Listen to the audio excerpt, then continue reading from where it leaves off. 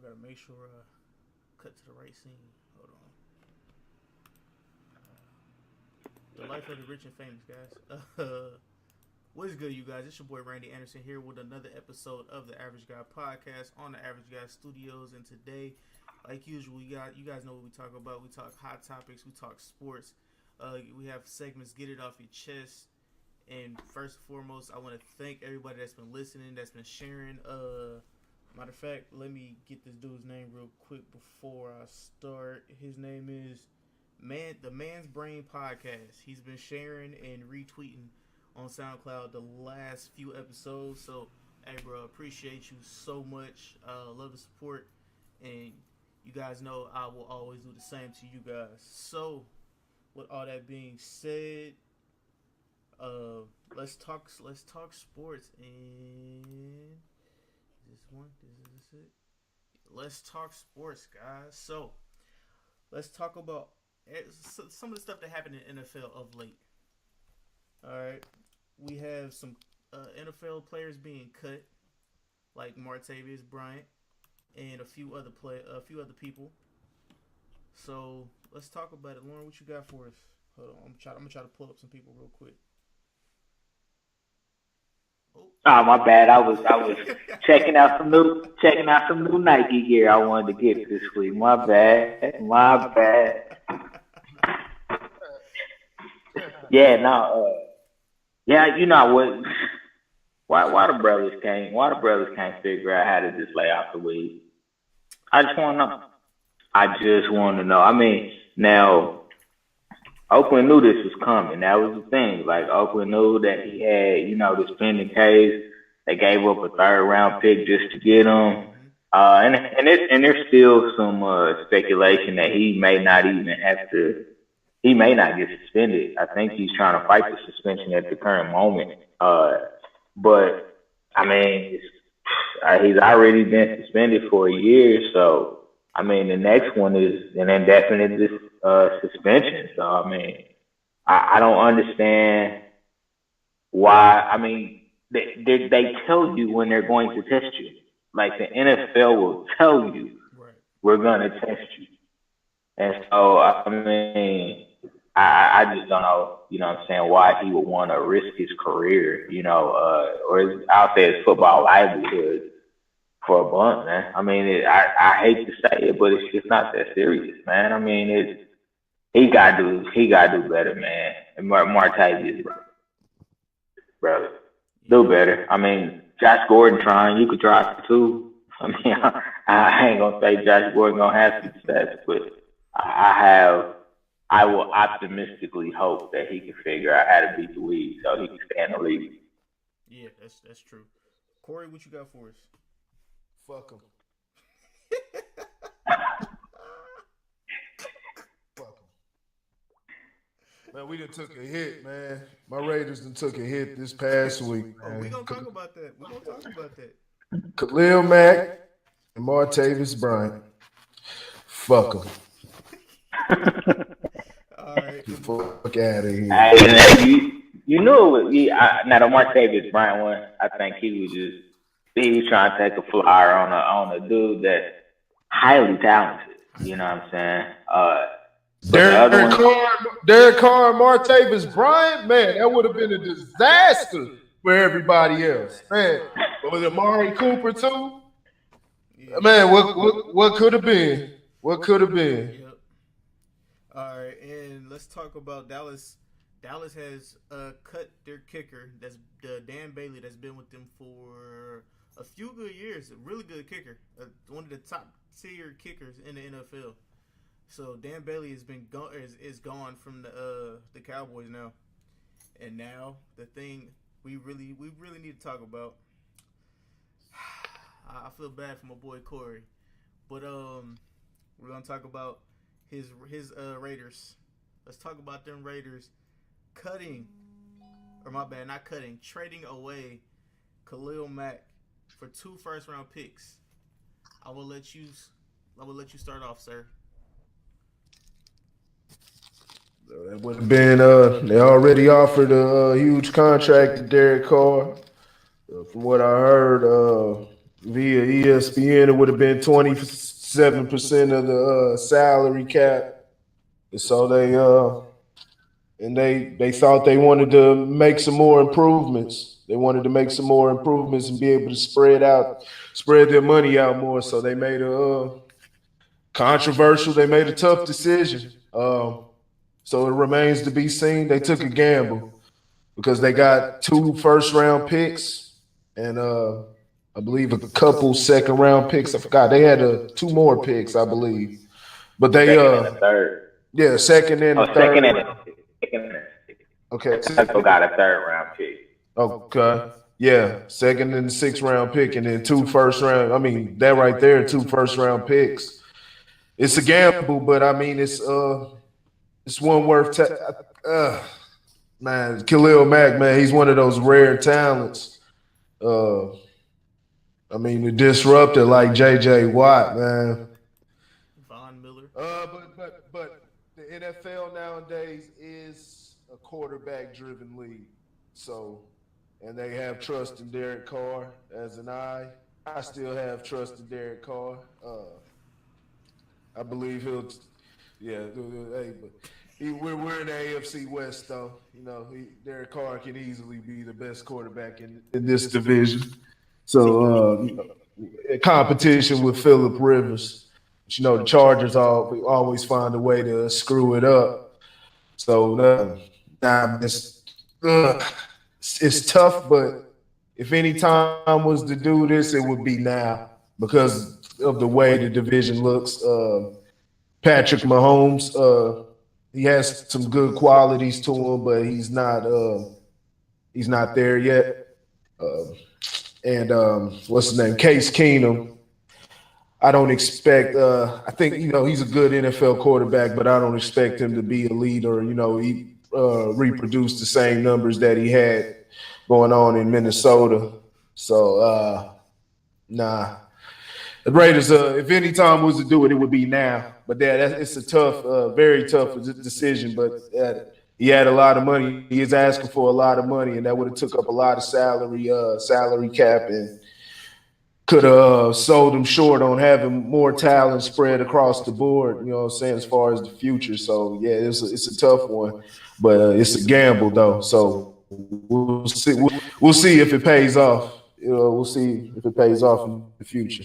All right, Lauren, you up next? I just want to send my condolences to Raider Nation. I want to send my condolences to Derek Carr. Good quarterback. I like Derek Carr. But you needed more pieces around him. And defensively has always been their struggle. So when you have a franchise defensive player like this, I just don't see. I mean, you think that you basically what you're banking on is Bruce Irving making a comeback, basically. That's what you're banking on, man. And, I mean, it is a hard thing because you do have a salary cap, that you're up against, and of course the quarterback's gonna get his nice lion's share of it, and then the rest is passed around. But it's more about. I think this is more about Gruden, and the fact that Gruden likes to have his back. Khalil Mack is Mac Daddy is not that guy yet. So I mean, it is what it is, man. Let me preface you on the salary this man just got. For 2018, base pay $7 million. 2019, $11.3 million. 2020, $13.7 million. 2021, $17 million. That's just his base salary. Now let's talk about his signing bonus, $6.8 million per year. Per year. So Chicago's out. Now here's the thing, Chicago's out is in 2020. After that, they could cut him if they wanted to, and all they would have to pay is his signing bonus, which is $6.8 million. So in 2022 is when, let's say that he hasn't lived up to his height, Chicago can just straight out cut him. And it is what it is. But I mean, it was a hefty price to pay. But he is a franchise player, and I think that the defense that was already stout, adding him to it, only makes him that much better. Yeah, I will give that to you. But what I will say is, first and foremost, thank you to the Raiders for getting rid of that pass rusher for my second-year quarterback. I do appreciate that very, very much. You guys have weakened your defense a lot. I do appreciate that even more. But I still might give it like the reason why it happened was because of the coach, the new coach that came in. He's got what? How many millions? He's got 100 million from the Raiders. So I mean, if they couldn't budget money, if they couldn't give him less money and they give Khalil Mack some money, it was just like you wanted who you wanted on your team. You didn't want Khalil Mack. So does the coach fall into the salary cap? I believe so. Lauren, do you know? Yes. Does the coach falls into the salary cap? No. The coach doesn't fall into the salary cap, not of the players. The coach, because all the coaches have their own separate banks, basically, that they fall into. So nah. Okay. Wouldn't be no coaches. Yeah. That's it. Well, only thing I can say is thank you. All right. So in the NFL, real quick in the MLB. Hold on, let me get this thing on for y'all real quick. Oh, oops, wrong thing. All right, go ahead, Lauren. I'll let you go. I gotta get this thing up. So with it's for the audience, for those of you that don't know, Boston Fenway Park, some young Anglo-Saxons put out a banner, basically, and their objective was to antagonize racism, basically, and say, it's time to move past that. In Boston, everybody knows it's one of the most racist towns in the United States. Good thought for execution, I think, is the best way. It was kind of it wasn't direct enough to me. It wasn't a direct enough statement to me for people to know that they were 100% talking against racism. I know one of the guys that was a part of the group that hung the sign, he had to come out later and explain it. And any time that you have to explain something, it wasn't clear enough, I guess is the best way to say it. It could have been taken either way. The way that the banner read, it could have been taken either way. So, you know why it wasn't clear enough? You know why it wasn't clear? Because people don't read enough. And here's why. Because they wouldn't have to they would understand it to its full extent. Here's why I say this.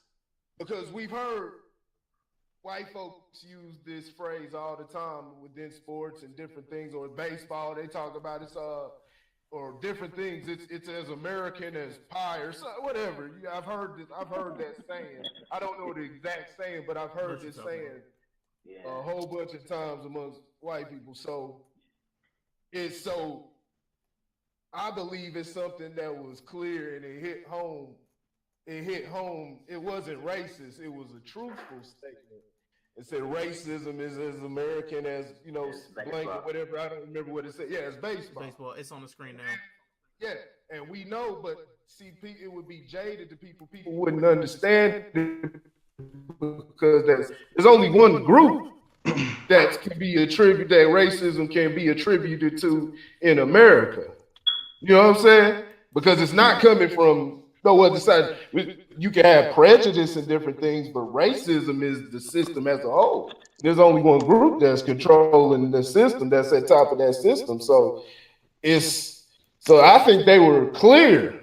I think they were clear on it. It's just that people, a lot of people are gonna take it the wrong way or not understand it, but it's because they don't read. I mean, what's the or not even not they don't read, but it's a system shock to them. And then some the other people they just don't read. You know what I'm saying? Don't get me wrong. I don't disagree with you. Like when I saw it, I was like, oh snap! Like on the Green Monster, like I knew exactly what the connotation was. Yeah.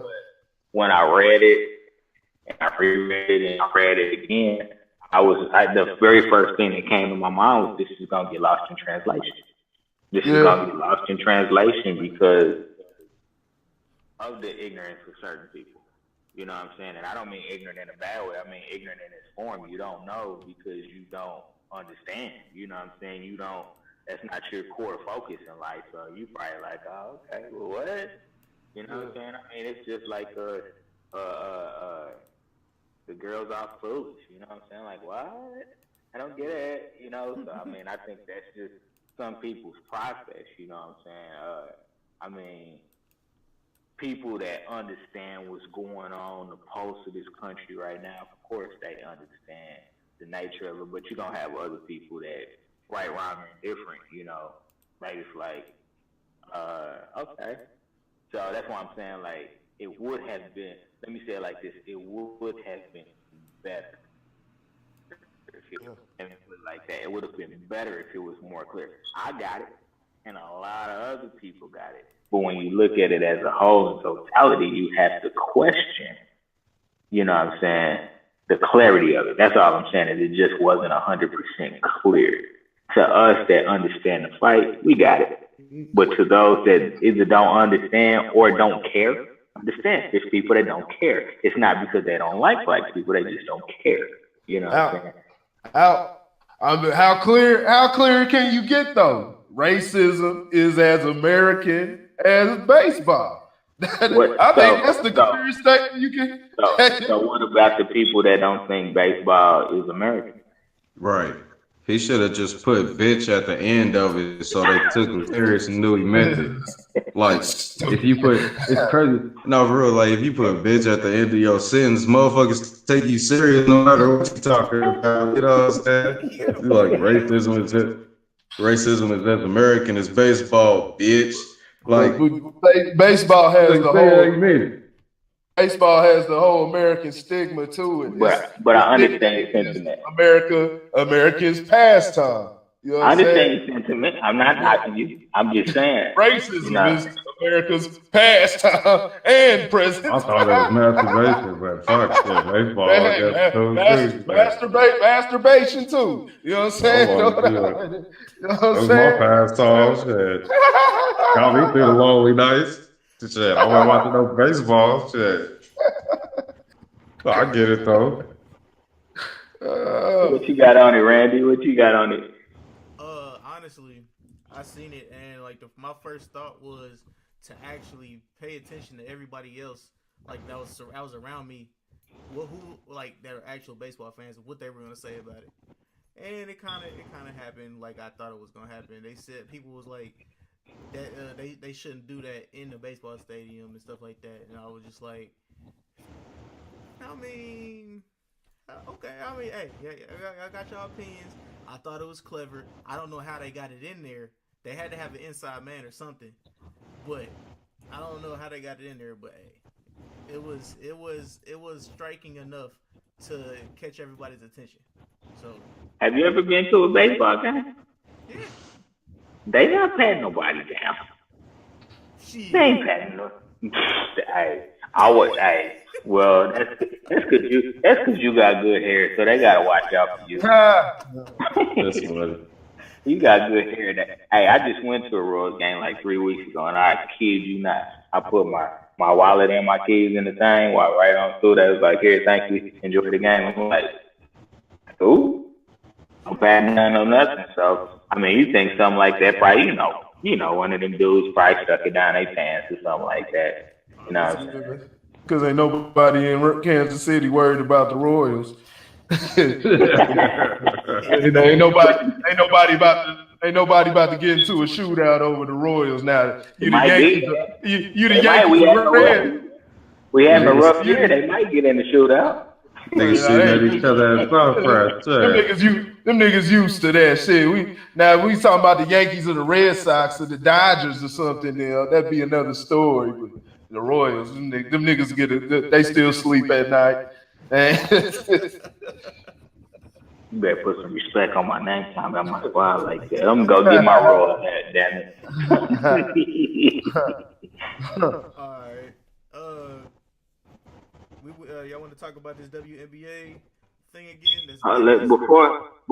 Before we do that, let's talk about this Aaron Rodgers contract. Oh yeah, okay, my bad. Let me see if I can pull it up for y'all real quick. Man, let me give you some deets on this one. Give me some details on this one. Now, what's crazy is his base salary from now through 2020 is $1.1 million. But check this out. Yeah, 1.1. That's just his base salary. But check this out. In 2021, it goes up to 14.7. In 2022, it is $25 million for 1 year.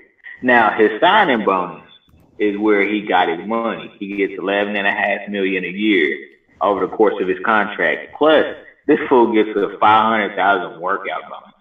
Workout. Just show up to the facility, and we're gonna give you $500,000 a year, just for that.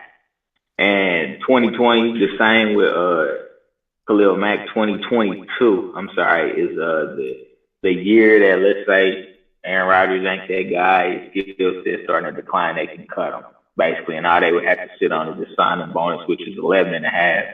That would be the dead money that they would have to pay out to him. So I mean, you got record contract after record contract. You got, let's not forget about Aaron Donald from LA, who just got one up by Khalil Mack. Who before Khalil Mack signed his, Aaron Donald had just signed a deal to be the highest paid defensive player in history. So, hey man, I don't know. I'm trying to figure out where that FLA money coming from though, because I guess it's because all their players are still young. You got to think Marcus Peters still playing on his rookie deal. He's playing on a veteran deal. You know what I'm saying? Okay. Let's see, Jared Goff. Now Gurley did get his bread. Gurley got his bread. I mean, these players are getting their money, man. So I mean, I can't knock them for playing hardball. I mean, you see Le'Veon, like I'll be there Sunday. Like, I ain't showing up before then. I ain't practicing. I ain't doing nothing. I'll see you Sunday. It's basically what Le'Veon saying if he shows up Sunday. So, I mean, these players are digging in. What's going to have to happen is the NFL is going to have to increase their salary cap number. That's what's going to have to happen. Okay. Is it reduce? No, increase. Oh, increase. Oh, yeah. Yeah, they're going to have to increase. Yeah, they will eventually. Yeah, they will. Yeah, they will eventually. Corey is on you. But I'm not even talking about Rodgers. That's what they feel he's worth. He's top quarterback in the league, a second best quarterback in the league. But I just want to bring something to the attention. Just wonder if I'm the only one that sees this. I did something. I wrote it down, and I meant to do because last year I was gonna do a weekly breakdown. Matter of fact, I think I did one of it, and I did about 15 takeaways, and I remember it was in week 1. It was about and then I know the Packers, I believe, I don't know if they won or lost, but nonetheless, it was something I noticed from the time, I think it was around 2016 or 2015, I believe it was 2015, and they took Packers were running through the season 7-0.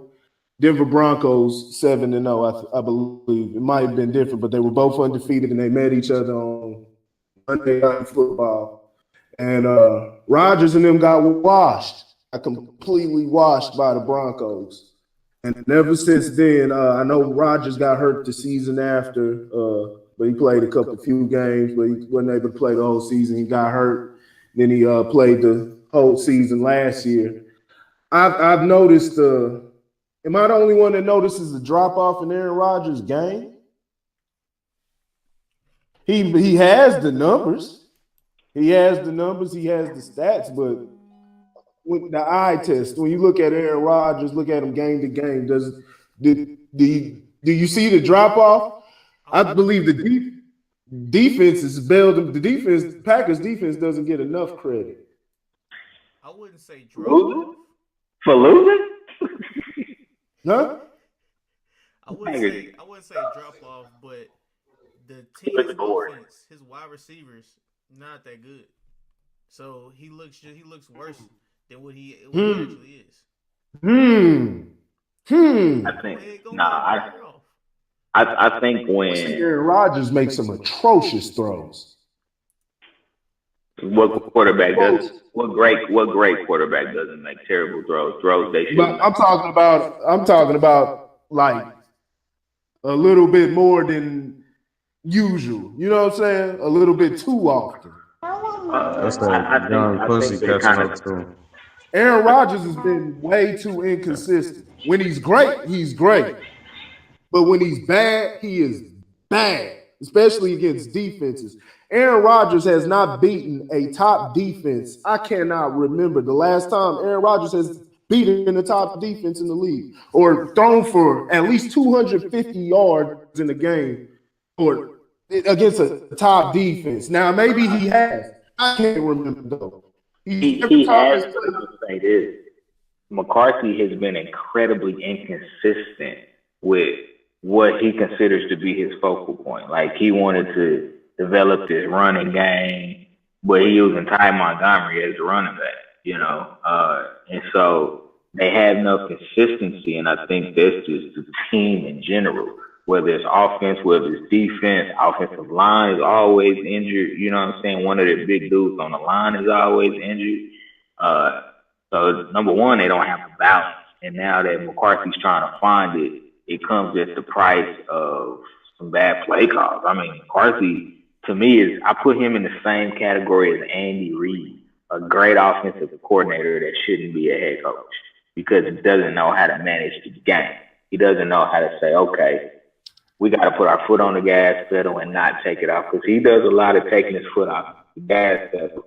Which, you know, put the defense back in prevent, they go into dimes, they go into nickels, then all of a sudden they start getting lit up all over the field. I mean, they haven't had a top 10 defense in, I want to say, like 10 years. They haven't had a defense that ranks in the top 10 in any important statistical category in 10 years. Okay. Any important statistical category? Okay, yeah, that's notable because I was gonna say like yards per game and things like that. That can be skewered at times, but yeah, but when you're not in that in different okay, yeah, that's fine. Yeah, it's weird. It's weird with Rodgers, man. Yeah, it's weird with Rodgers. He's a bad boy. He's a bad boy, but it's just, he looks bored. Yeah. That's the perfect word. He looks bored because it's not that he looks like he can't play. It's just he looks bored. He looks bored at times, and it looks like it doesn't look good out there. Even when he has a 300-yard game or something, it's like you'll see Brady, and it's like, ooh, he's lighting him up. And you'll look at Rodgers, and you're like, okay, yeah, damn, he's got 306 yards in the game, but it's like, damn, it's been a kind of rough game, you know what I'm saying? So yeah. You know what that is? That's that side baby on the way. Got his focus fucked up. He like, damn, like that was a good ass throw. What fuck me up? What's up? Hey, what you talking about, man? He messing with NASCAR now, man. Huh? He messing with NASCAR now. With NASCAR? Yeah, you know, he date Danica Patrick. Oh, really? The GoDaddy girl. Yeah. Oh, I didn't know that. Take a check.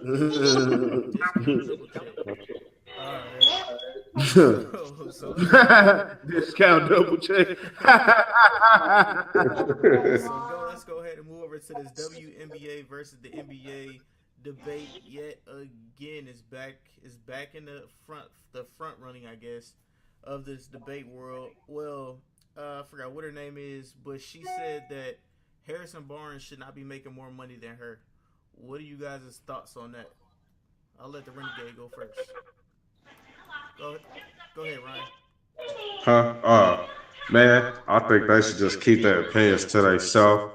I mean, they talented league, WNBA. It's a lot of tall chicks. You probably dunk on average niggas, but this is the NBA. This is a grown man business. They talking that bullshit. They get dog. What the fuck they give you? Sign your autographs. Take your funky ass shit to WrestleMania. You just Monday Night Raw. Shit. Keep that shit. Keep it to yourself. Everybody pocket watching this shit, man. Bull daggers. All right, Corey, you up next. I'm watching it. I'm watching it right now. I just watched Elena Della Don and then win Game 5. It was Washington Mystics and Atlanta Dream. If y'all know who the WNBA teams are. Then you got the Phoenix Mercury and Seattle Storm. They playing right now. They in Game 5. Some pretty good games. I personally like the WNBA, but to say trying to get the same pay. That conversation, like I said, we talked about that before. It's the WNBA the NBA actually loses money on the WNBA. They sponsor the whole thing, so it's they're trying to build it up. As far as pay though, it just has to. I got a video I'm gonna send to y'all. It's hilarious. It's titled "Why the WNBA? Why there's a huge pay gap." It's hilarious, but you'll see why. It's just it's not gonna get the same type of they're not as athletic, so it's not gonna garner the same type of attention. But I think it can. The conversation that needs to be had is when she said that ESPN. Shows more. They'd rather have LeBron James eating breakfast than showing a WNBA game. Now I believe that's truthful. I believe they could do more on the marketing side Show of things. more cleavage. They could show more cleavage. Hey, I ain't gonna go there, but they want to make more money. You know what I'm saying? Nah, but for real, they lose money. Then the women just gotta hone their game and get better, man. They just gotta get better out there. They have gotten better, but a lot of people want to see dunks, alley oops, and different things. It's just, but like I said, we had that conversation, and I like I said, I don't think they should get paid the same as men because of the revenue brought in. That stuff. That's how the players get paid. People who have eyes on it. But at the same time, her other argument about what LeBron James is eating rather than the game. Yeah, that's a valid argument because they need to put more promotion onto it. Yeah, promotion that they do have kind of looks fake. This is a fantastic, looking at the green screen, this is a fantastic game. The women are outstanding, with the. So they just, have stuff like that look more organic and put more promotion into it. But as far as the pay gap, that's for a reason. Yeah. All right, Lauren, you up next. I think the obvious. There's a couple of things that stand out to me from an obvious standpoint, which is they don't play as many games as they do in the NBA. So why would we pay you the same as an NBA player when you play a third of the games that they play? Right. So from that standpoint, if you're talking about the law of averages, she didn't say that stuff. About the law of averages. But that's number one to me. Number two, I think about the history of the NBA. The NBA's just been around longer, so have more history. And, anything that has more history has potential to make more money. I mean, when you think about businesses that have been around forever, it's that slow, gradual build. I mean, there's not as much excitement in the NBA. I have seen or have heard of more fights recently. But I mean, it's just not as exciting. I mean, you got a couple chicks that can dunk. I know they had a couple of them do it one lady did it in the All-Star game, and things of that nature. But it's just not as exciting of a brand of basketball. And I think the biggest thing was they whiffed. I mean, when you talk about back when the WNBA first originated, when you had Lisa Leslie, Cheryl Swoops, Cynthia Cooper. Yeah, cool. You know what I'm saying? You had all these iconic basketball players. Rebecca Lobo. Yeah, they didn't. That's when they should have built it up, and they should have got those females behind it. Which, to a certain extent, those females kind of were, but it just kind of hit that stalemate. And so, they didn't know how to push through. How to use the resources that they had to build more of a brand. That's why they need to pay me. So yeah, I mean, it just looks like something that is it's almost like a accessory for a female. You know what I'm saying? Like this is her handbag that she took out for the night. That's how it is to the NBA.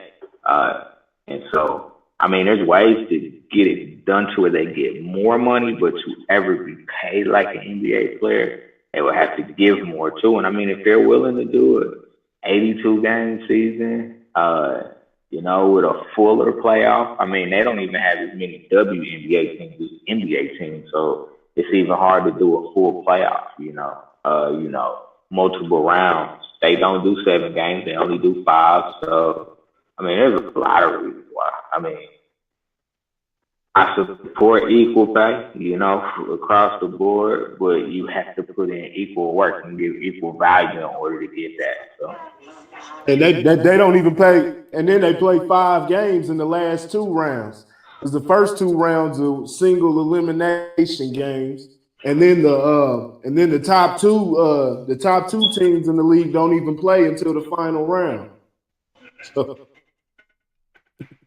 great themselves on TV. They got to get their hair done. Man, fuck that hair shit. You can rock a ponytail shit. Just you dunk on a bitch, bounce that ass. Don't nobody want to see no bitch, no hot bar. Shit the fuck, twerk song, shit. And if any WNBA players want to have this conversation with us, go ahead and hit us up on Grit Sports Media. Don't have it with me. You're gonna be mad as fuck. The Average Guy Podcast on Facebook. Or you can hit me up on the Average Guy Podcast on Instagram. I mean, the only thing I took out of this, the funniest thing I took out of this was Brittany Griner saying that she could beat DeMarcus Cousins 1-on-1. So, you trying to fall. She kind of butch. I wouldn't hold it past her. She didn't beat up a couple females in her lifetime. So she's not boyish. She trying to fuck. That's all that is. She's a lesbian. Trying to honor her in way to fuck. She's a lesbian. Women are out of control, man. Women are out of control. All right, so we're gonna get into real quick. Here, Lauren, go ahead and take A-Mike real quick.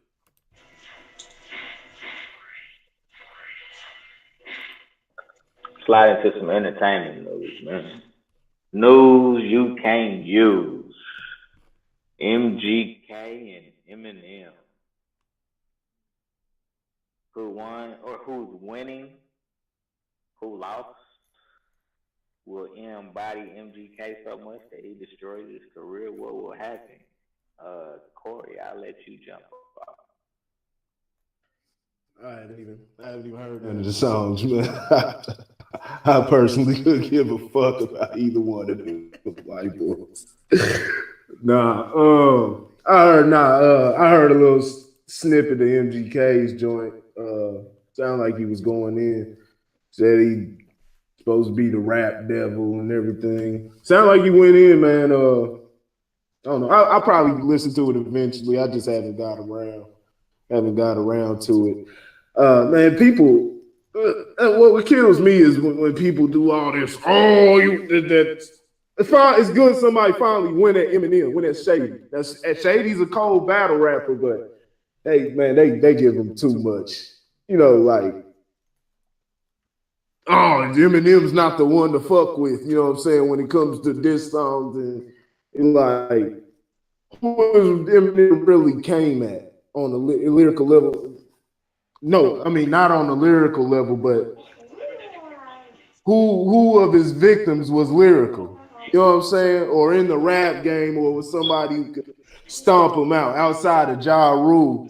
But you know, he had hold on, you giving that look. The Murder Inc. niggas, not Ja Rule, but the niggas around him. The Murder Inc. niggas was like, dude,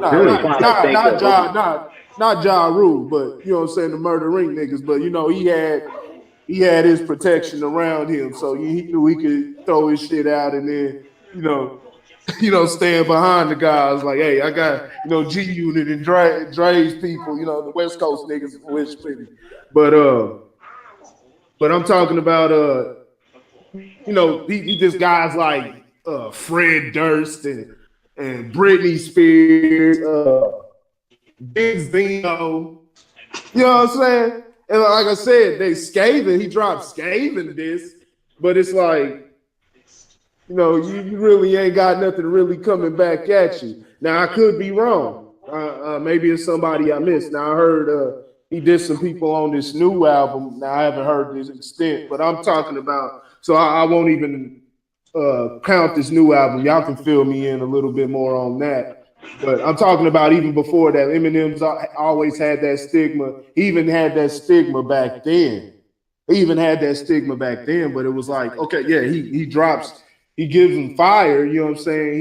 He drops napalm on their asses, but are his victims really, you know what I'm saying, viable competition? You know what I'm saying? I didn't see him going at, you know, Nas or, you know what I'm saying, or I didn't see him going at nobody, you know what I'm saying, for real back in the day. You know, I'll keep it at that. Go ahead, Ryan. First and foremost, I just want to say Mashika Kelly is not a better artist than Eminem, but he did murder that nigga. I ain't gonna lie. I really don't see him coming out with a harder diss than that. I haven't listened to that nigga album. I listen to like little clips of his songs. I have no intentions to listen to his album. I don't want to hear Slim Shady until he's back on dope. And even then, it still might just be in somebody else's car or something. Yeah, man. I mean, for what he said and that little comic.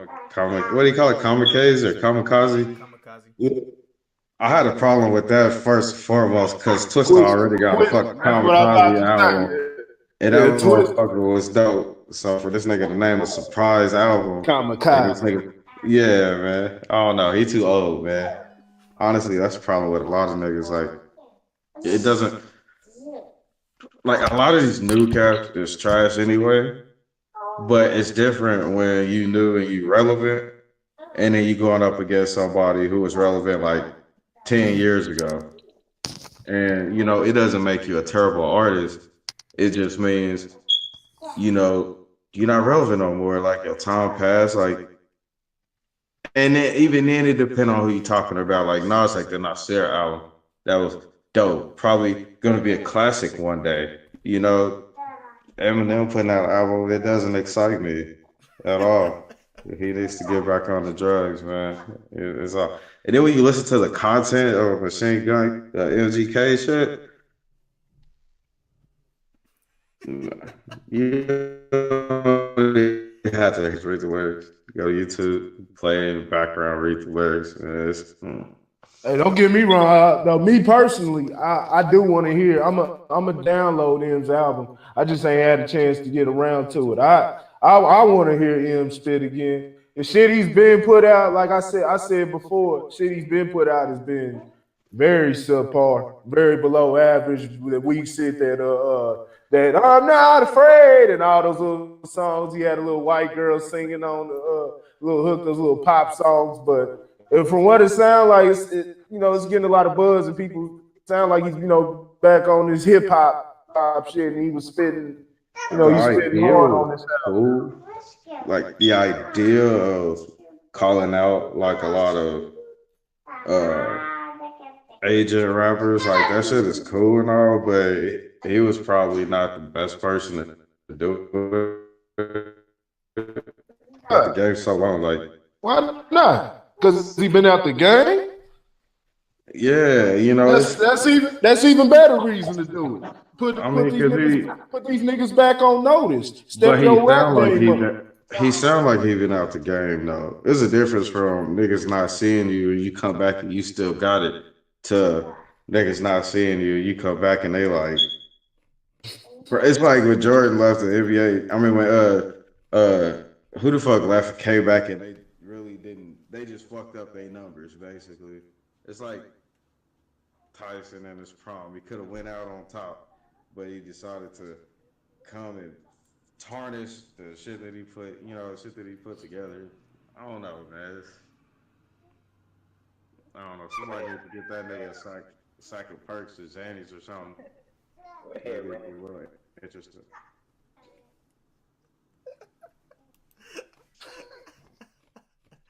I was real. It sound fucked up, but the nigga he was better on dope.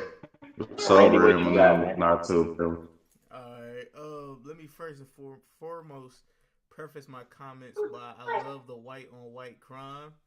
This is amazing. That's all I'm saying. This white on white crime is amazing. Let's keep it going. Eminem could catch a body, but MGK. I think he got back at Eminem. Just I'm not gonna say he's not a bad rapper, but he's not the worst rapper. But he did come back with some fire on Eminem. Eminem, he bigged up somebody I used to listen to, Hobson, who Hobson has always said has Eminem was one of his people that he looked up to. You know what I'm saying? So he bigged up some people. He took shots at allegedly Drake. He took shots at Joe Budden. And I know Joe is not going to come out of retirement. He said he's not going to come out of retirement to go at Eminem.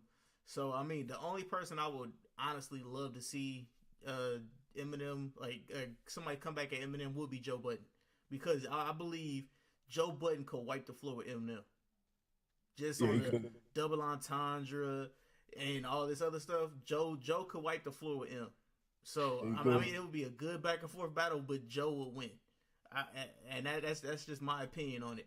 But the one thing that really caught my interest was, I don't know if y'all know somebody's name is King Lo. King Los. Yeah. King Los. That's another one Eminem don't want problems with. He said this is getting interesting. And as soon as I seen that tweet, I was like, oh, they don't want that. They don't want that smoke. They don't want that. They don't want that smoke. I was like, hey, if that happens, come on, bring all the smoke to him. Come on, do it. But I know that's not gonna happen. So don't nobody wants it with Clean Los. Yeah, again, you know what I'm saying? I seen that on Instagram. He was like, huh? With the eye emojis, he was like, huh, this is looking interesting. I was like, oh yeah, I want to see that. Come on. All right, go ahead, Lauren. Yeah, this was an interesting one. So M's rebuttal was to something that MGK actually said like 5 years ago. Actually, so M was just responding to it finally. And then obviously you had the MGK rebuttal. What I will say is big props to MGK for at least bringing some fire. You know, and not making it one-sided. I do not think he can beat Eminem in the battle. I don't. I think M will eventually body him. As far as, M calling out people, a lot of what he was saying was true. And I think that's kind of what I took out of, what I'm saying, when he talked about Joe Budden. We all know Joe Budden is a great lyricist, what I'm saying, a dude that could spit. Great punching bag. Yeah, but he's never really had that career to speak for. With all the talent, he really never had the career to speak for. When he talked about Charlemagne, I think we ought to talk about Charlemagne. DJ Academics portray all the littles in the game, basically copying Lil Wayne. I think that's actually relatively true. When you talk about he came in quite a few people. But I mean, I think he was just speaking facts. Now, I've never really looked at him as somebody that was purposely really trying to body somebody, more or less, and probably just trying to make a relatively valid point. In most cases, not all cases, but in most cases, he's just kind of making a point.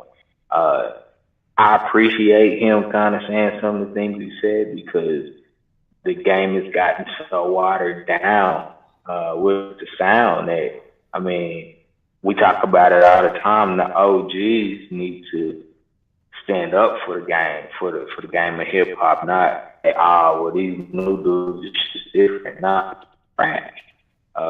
So it's time for more guys in the game to say something. I mean, you don't even have to call people out so to say, but just to kind of speak the truth and have more of a respect for hip hop and the brand that it was originated from. I think long term, I think M will win this battle. I mean, M is a nasty lyricist. I think if anything, I would give him credit for would be his lyricism and how his wordplay. I guess what I'm trying to say. You got to give him credit there. I don't care who you are. You got to give him credit for his wordplay. I think the fact that he's always done it in more or less of a playful, psychotic manner is kind of what makes this one different. Because, you know what I'm saying, and it's not really that angry, goofy white boy mantra, you know what I'm saying, that he could be taken for. You know what I'm saying? He's being serious, and so it sounds kind of weird, you know. But nonetheless, I mean, I like him when he's serious. Yeah, I've listened to the album. He's got some really good tracks. He's got a track with Joyner Lucas that's nasty. So I mean, he's got some good tracks on the album. So I mean, am I gonna say M's back? No. I mean, I think he put out an album because he wanted to put out an album. I mean, he's garnered that amount of respect in his career that he can put out an album when he wants to. Yeah. You know, so I'm not gonna go out here and say M's back. I'm just simply gonna say that he actually came out with a good album, which he had to, because the last album that he came out with was garbage. He owed us a good album. I'm gonna say that, because the one that came out before this was bad. It was bad. So you know, yeah. I mean, here's the thing. I would like for some of the older rappers to go away too, and I love them. I would love for them to go away, but it's not enough new cats in the game that's presenting any type of a reason for them to go away. Like, it ain't nobody to pass the torch to. I mean, pass it to Kendrick. You know what I'm saying? You know, Nipsey, Davies. You said you want the older rappers to go away? I mean, some of the older rappers it's time for them to fade away. Is what I'm saying. Rap's the only culture where they do that at. What? Do they fade away? They fade them away already. How many older rappers do they need to fade away? That they already fade away. They get forgotten about. In America. Okay. I guess because I'm a hip hop head, I look at it from a different perspective. You know what I'm saying? But I mean, okay, the biggest one I would like to go away, and it's my guy, is Jay-Z. I want him to go away. You said who? I agree with that. But he put out the 444. He put out the 444. He's still dropping hot shit with that shit with Beyonce is hot. What you mean, man? You talking about Jay? It's time for Jay to go away. It's time for Jay to go. It's time for Jay to go away. Man, I love it, man, because he keeping it. You know what I'm saying? He's showing you can still do it. You know what I'm saying? Well into your don't get me wrong. Your 50s. That's not what I'm saying. That's not what I'm saying. I'm not saying like I'm making music again. He's making some trash, but I mean, not lately, but you know, across he's had classics and then he's had some, you know what I'm saying, some duds. Yeah, but I'm not saying I want him to go away, but when Jay-Z is still one of the focal points of hip hop, I think that's a problem. Yeah. I think that's the problem. I mean, I was hoping that somebody would really come and take that mantle. Now, I understand that some of it is just the mantra of the whole independent movement. And so, you know, when you only get in a smaller slice of the pie, it's a little bit more challenging to really monopolize the game like some of the old heads did, you know. But it's my opinion. It's my humble opinion. Yeah, that's all. Yeah, man. People ain't getting. It's just that part. A lot of people ain't getting a lot of good press for you know, attention. They're getting treated like the WNBA. You know, David Banner had a good album. Songs I've heard, I still need to listen to that whole God box. Songs I've heard are amazing. And you know, a lot of people don't know David Banner is rooted in lyricism. You know, they know it for Move Girl, you know what I'm saying? And, you know, Move Girl, the Whisper song and that shit. But no, David Banner is rooted in lyricism when he's with the some boys. What's it? Crooked, I forget the name of the group, but yeah. I think it was I forget what their names, but yeah. And part of the problem is there's so many rappers. The game is oversaturated now. You know what I'm saying? And that's when you compare it to the golden era of hip hop, it's oversaturated. You know, it's oversaturated, but if we're talking about like actual rappers and not like what people call rapper these days, no, that's what I'm saying. It's what the industry calls a rapper now is oversaturated. Yeah. Okay. I like that. All right, everybody got to have a melody nowadays. Everybody got to have a melody. It's like, damn, switch it up. You know what I'm saying? The melodies is cool, but you hear it in every fucking song. It's like, man, sometimes motherfuckers just want to hear straight raps. You know what I'm saying? Hey, Ryan, straight raps. I rock like ASAP. Break bread with my brothers. I don't need that cake back. You know what I'm saying? Like that. Just rap. You know what I'm saying? Just rap, man. Hey, like, you still got cats that do that. I mean, I think the problem with like a lot of the new styles that you're hearing is people put out a bunch of bullshit and they try to say that they're creating a style. Like there's no style by saying jibber jabber shit. Like Starlet did that shit. Hey, that nigga. Oh man, hey, what was that shit? He was like, whip it the fuck. Hey, off the wheel, bro. Off the wheel, just straight bullshit on this hard ass fucking beat, nigga. I didn't even know it was this nigga at first. I didn't even know it was him at first. You remember? You know what I'm talking about, bro? I know what you're talking about. I know what you're talking about. It was straight trash. Like the nigga said no words at all. Just but it was so hard, like with the beat that it was on. I didn't even know it was him, bro. I thought it was like some nigga that was out there. Nigga, I was like, hey, bro, this nigga was looking at me like, watch this nigga rock, feeling this shit, bro. And I'm listening, and I'm like, Nigga, that shit, no. Hey, All right, people boy, don't even know who the fuck you talking. like that shit was hard on bullshit. You know what I'm saying? But to have like a whole tape or like a whole CD full of absolutely nothing, I mean, that's like club shit. Like, cause when you in the club, you ain't listening to shit motherfuckers is saying. You just hearing the beat. You know what I'm saying? You move into it, you bobbing and shit. You know, it's more of an energy feel. You know what I'm saying? Like, I was at the barber shop a while ago and we was having this conversation and it's talking about like Wiz. Like I think Wiz is dope. You know what I'm saying? And my barber was like, man, hell no. We was talking about the Rolling Papers 2 and being better or worse than the first one. And I was like, I think it's better than the first one.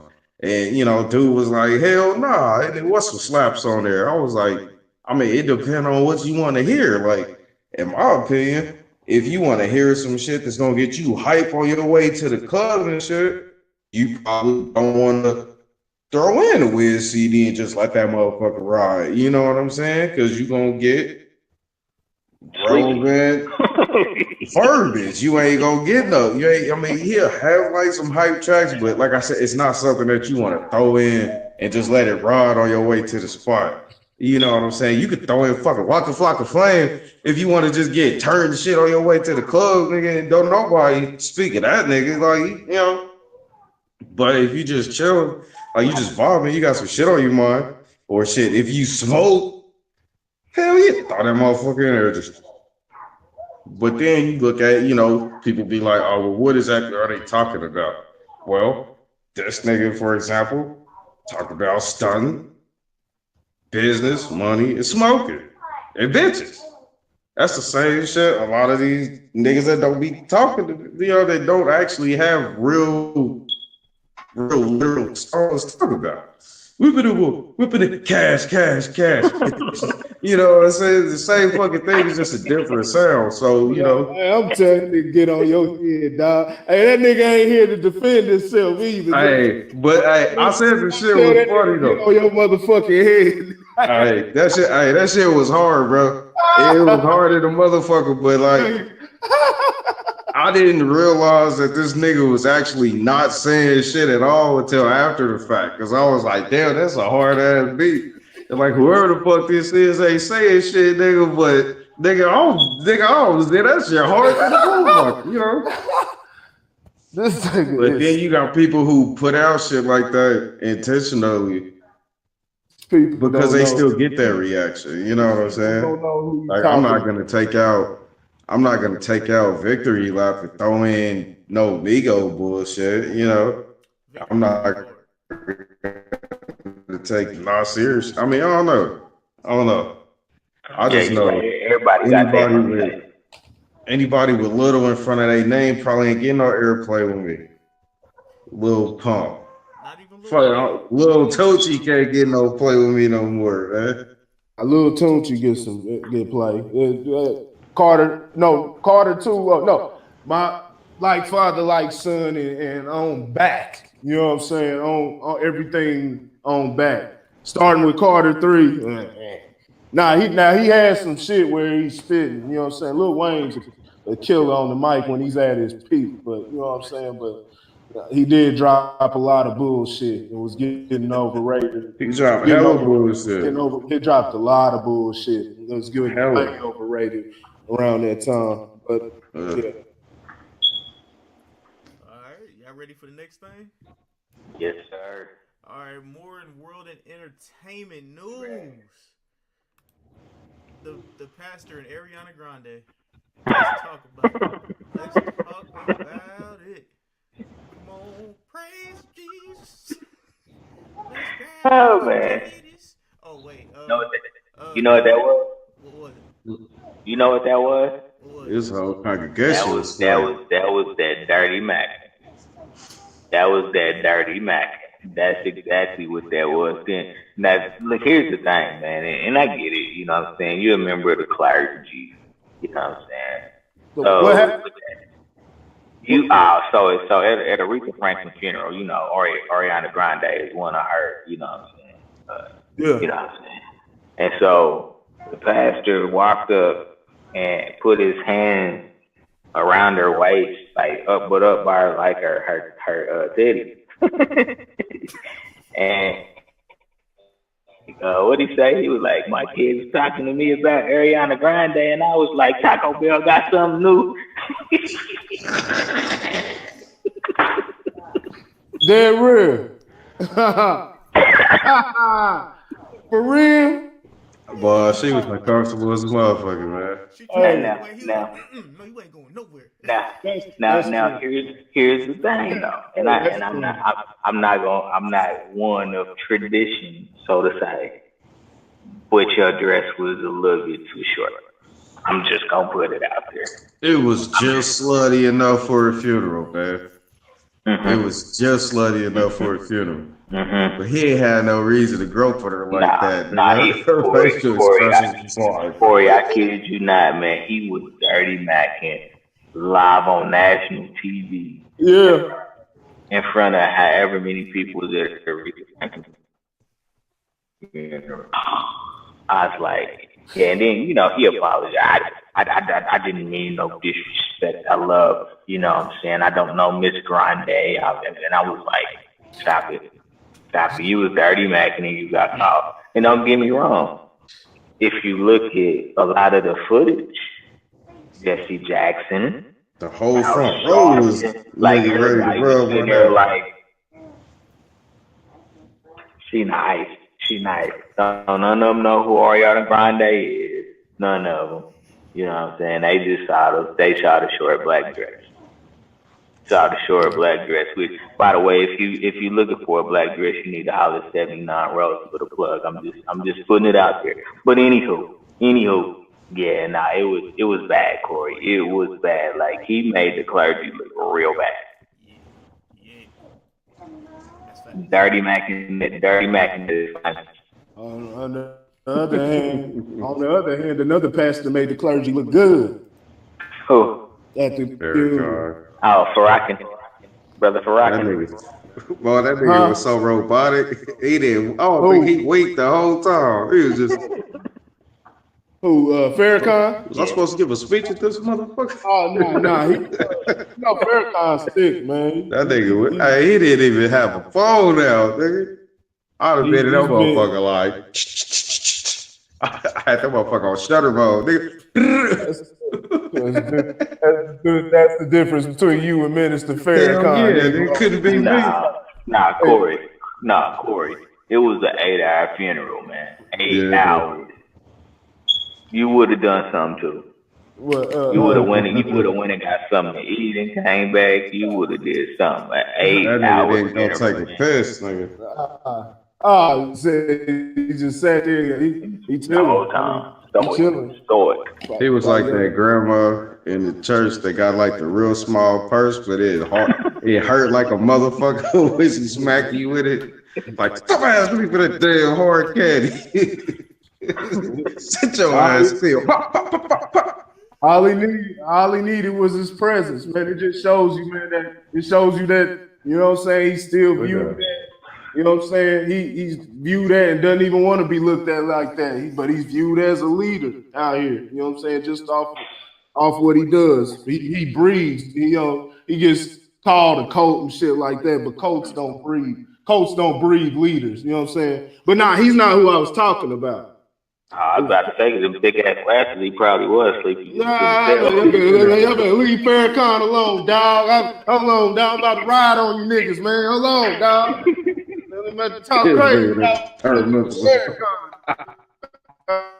niggas, stop. Hey, Jasper Williams. You said what? Oh, Muhammad Al Corey, all right for the nation. You know what I'm saying? Corey X. Nah, yeah.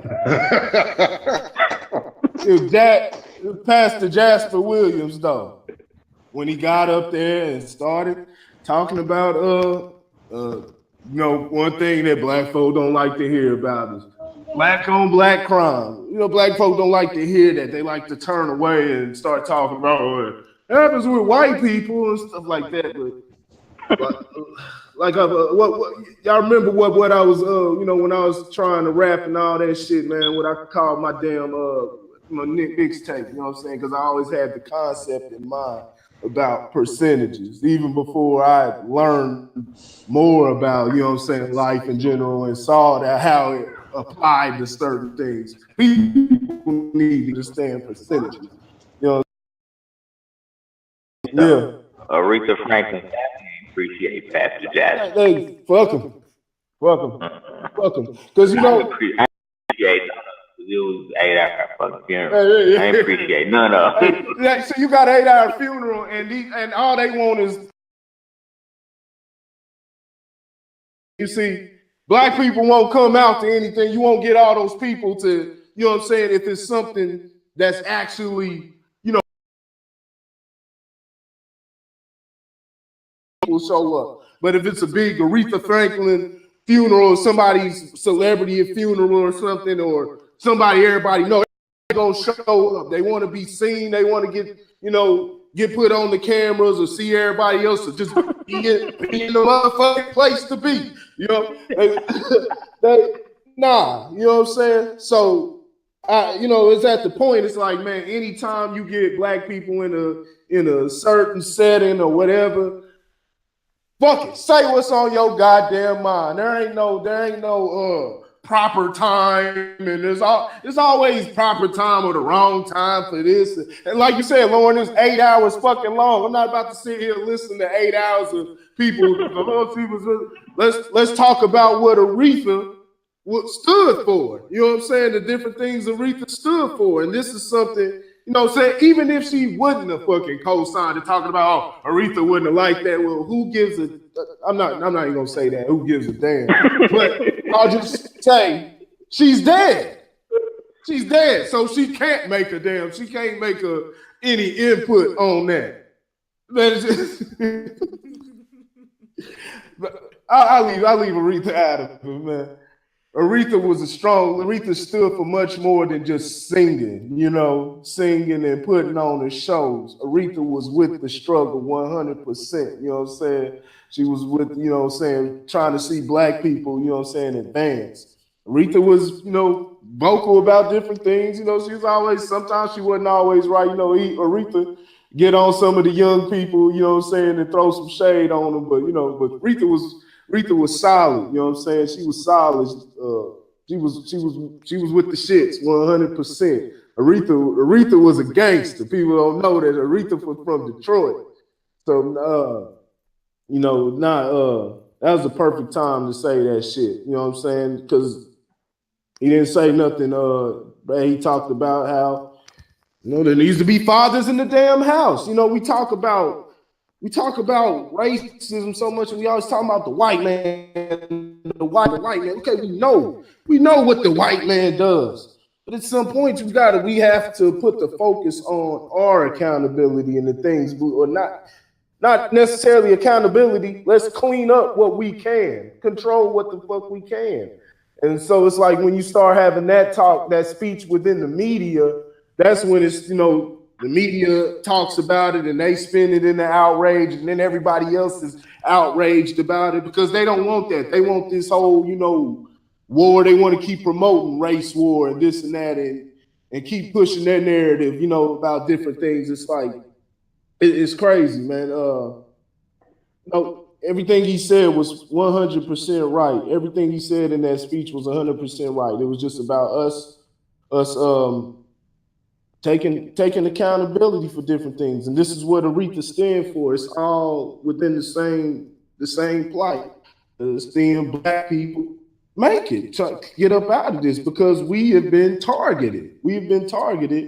And you know what I'm saying, and this had effects on us. So let's try to make a better future in every way possible. Like I say, you know, I'm talking about group economics, and we'll get more into that later. But you know, group economics, it's about, you know, it's not guaranteed that it'll be the solution, you know, in the end all. But like I said, life's about percentages, and give your daughter, you know, your son or daughter, or your grandkids, or, you know, other kids that look like them, at least a better chance, you know, make the odds better. So, I just wish that they would have brought him on hour number one, because what he said was truly impactful. what they brought him on, so like the people was he lost the audience. Yeah. I mean, it was cause like I listened to what he said, and I was like, damn boy, you couldn't with it. But I was like, this was the hour 5 when people like, hey man, I'm getting ready to go Facebook Live. What y'all want to do? Cause you know how we are. You know how we are. You know what I'm saying? We got short attention span. You know what I'm saying? So you know what I'm saying? A 5-hour funeral. I mean, I'm sure that if the camera would have really been paying, you probably would have shot 20% on the sleep. Yeah. You know what I'm saying? Another 20% on their phone. You know it was edited out because the funeral actually happened like the day before, I believe. Yeah. So yeah, you know they edited it out. Of course. All right. So, Dirty Pastor and Ariana Grande. I mean, hey, we really got nothing else to say. Well, I know I don't have nothing else to say, but living la vida loca. I feel bad for Pete Davidson. He said it's a new meal at Taco Bell. That's funny. All right, so now we're gonna move into NBA YoungBoy has come out and said he has herpes, and females are still saying they will still get with him. So, what are you guys' thoughts on that? And I'll let the Renegade go first. Go ahead, Ryan. Man, that nigga, them bitches are stupid. That just goes to show they'll do anything. A buck will make you fuck. You know, this nigga has flat out said, bitch, I got the bum bum. Bitch, I need the vowel tracks. And all these bitches want to do is have sex. They don't give a fuck. Man, these hoes are stupid. That's stupid. That's crazy. I ain't held down. It don't make no sense. All right. I'll blame their mama. Whoever the fuck they are, I'll blame their mama. Yeah, that's crazy. Yeah. Get on a song and be like, I got herpes. Like, what the fuck? It just goes to show they don't give a fuck. R. Kelly said he did on bitches, and they don't give a fuck. If that nigga died today, his funeral might be half the size of Aretha Franklin. I ain't gonna say as big as hers. It'd probably be close though.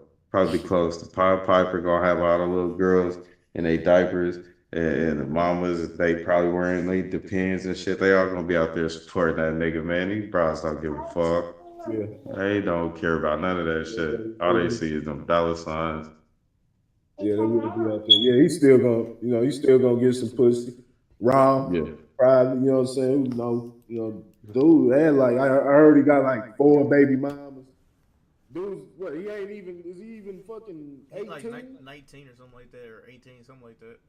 I already got herpes, but I mean, herpes is fucking common out here. You're like, shit, that ain't nothing.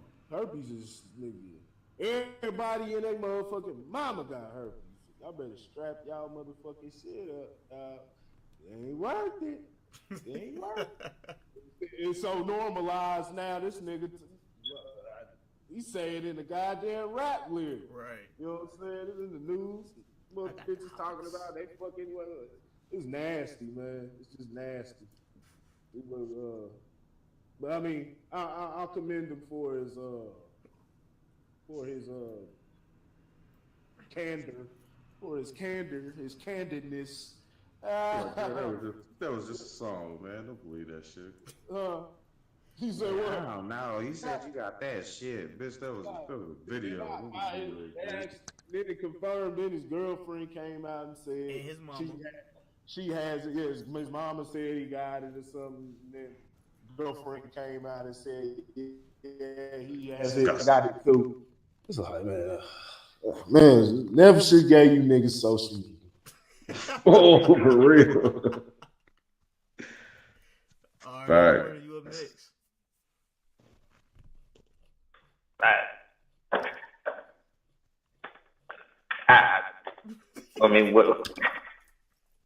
Why?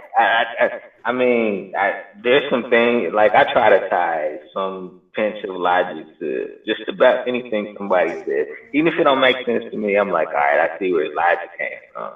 I got nothing here. I mean, what's his name? NBA YoungBoy? Yeah, that's the problem. That's the problem in itself. That's a stupid rap name. Like, whoever gave him that rap name, go kill yourself. It makes sense though. NBA young boy burning. NBA niggas be burning. It makes perfect sense. It makes perfect sense. Fuck, Magic Johnson. I knew it was coming. He got that mild to moderate Magic Johnson. HPV young boy.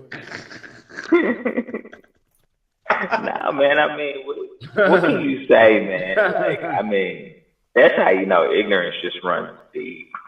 STD young boy. I got nothing. It's not a public statement that I would be making. STD. So yeah, before we get to the last thing in world entertainment, God damn, somebody help our youth, man. Somebody help the kids, man.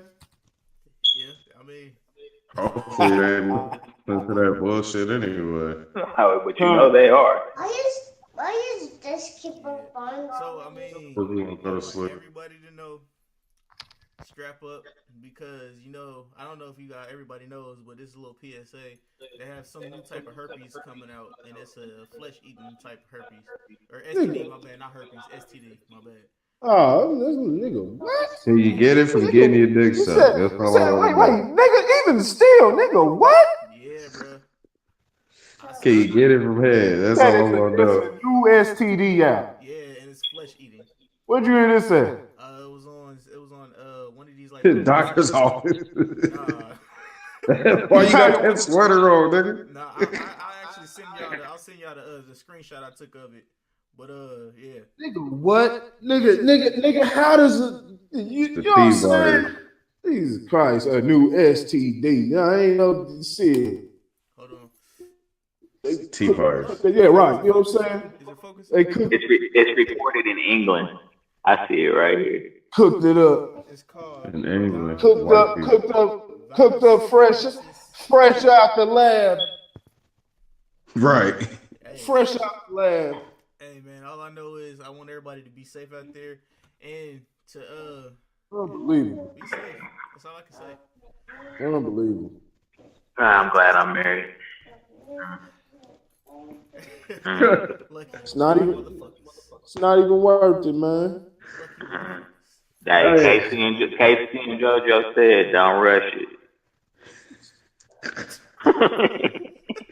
Alright. So,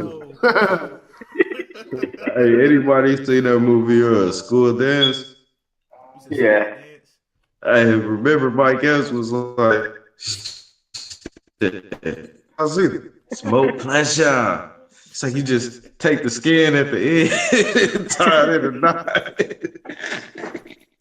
I don't know why that made me think about that shit, bro. It was like he had circle saws. So he just take the loose skin at the end and just tie it in a knot like a balloon. alright, and before we get to this next segment, I want to first start off by saying Oh man.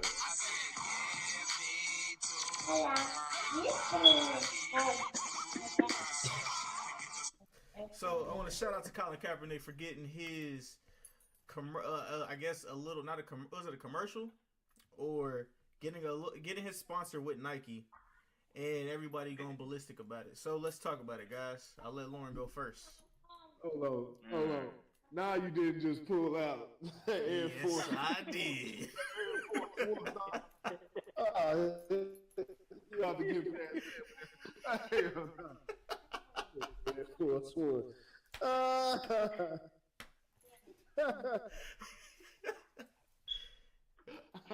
All right, Lauren, go ahead.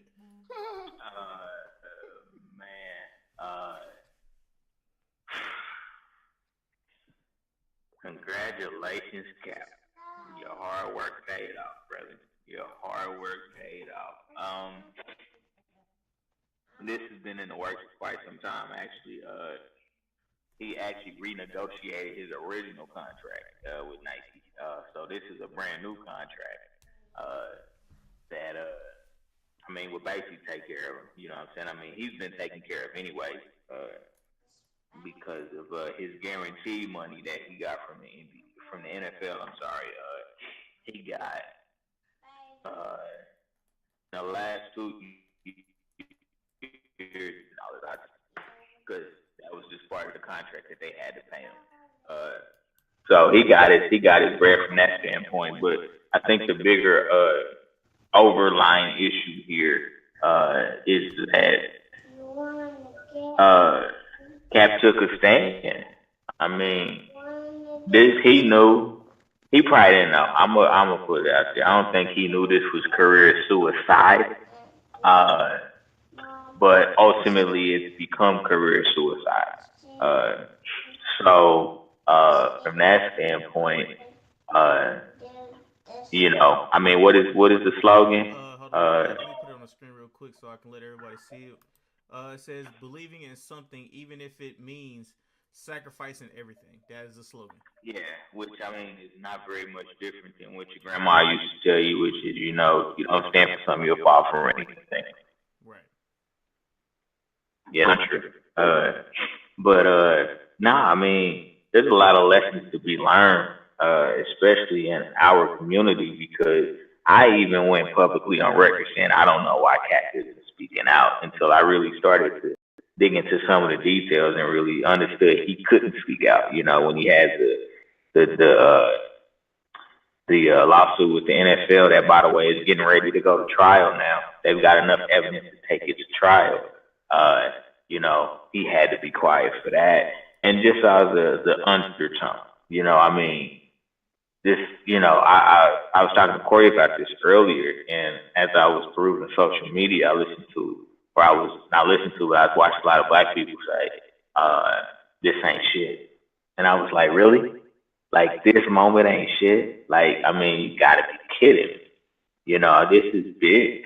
I mean, this is, even though it's just, I'm not gonna say it's just a sneaker brand. Nike is the biggest sneaker brand in history of sneakers. You know what I'm saying? So, for them to endorse this is big time. And this actually, I guarantee you, will open up doors for other athletes and other people that want to speak out, because he's getting his own line, his own brand. Like the Colin Kaepernick, I don't know what they're going to call it, but he gets his own brand. Like, this is not just a contract where they're paying him for this particular 30-year celebration, basically, is what this is. He gets his own brand, and that's big. I mean, Colin Kaepernick still had a top 50 selling jersey, and Colin Kaepernick don't even play in the NFL. Still has a top 50 selling jersey. I mean, 10 of them. And I know Corey and I had this conversation. I'll let him elaborate. I'll let him get all the thunder, but group economics is so important. We keep screaming about racism. Racism ain't never going to end, because all cultures have people within the culture that are racist. Don't care if you're white, black, Hispanic, Asian. All cultures have people within their own culture that are racist. What the focus needs to be for us as a culture is group economics and how we get our real piece of the pie in this whole economic structure in America. Because we could talk racism till we blue in the face, and eventually we're going to die and still going to talk about it. It's always going to be there. But and all of this closed-mindedness, I mean, really, I would take all your Nike stuff, even if I can't fit it. I'll DM you my address and all that shit to me before you burn it up. It is so ignorant what people do, and the overlying issue from the jump was him kneeling to raise awareness about police brutality against minors that have no lawful defense. That's what the whole thing was about. And to hear people say, it's disgraceful for Nike, Colin Kaepernick ain't shit. He's a rich guy that's just trying to use this as a platform to build himself up, and I mean, just the American traditions that are being disrespected when people don't stand for the flag. I'm like, slavery is American tradition. Are you okay, too?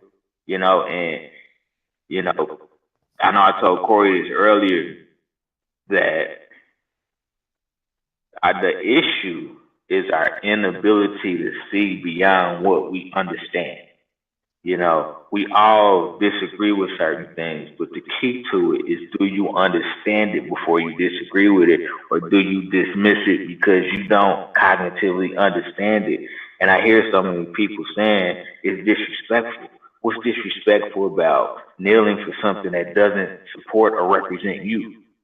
We all say we want to live in a better country, where everybody can live in harmony.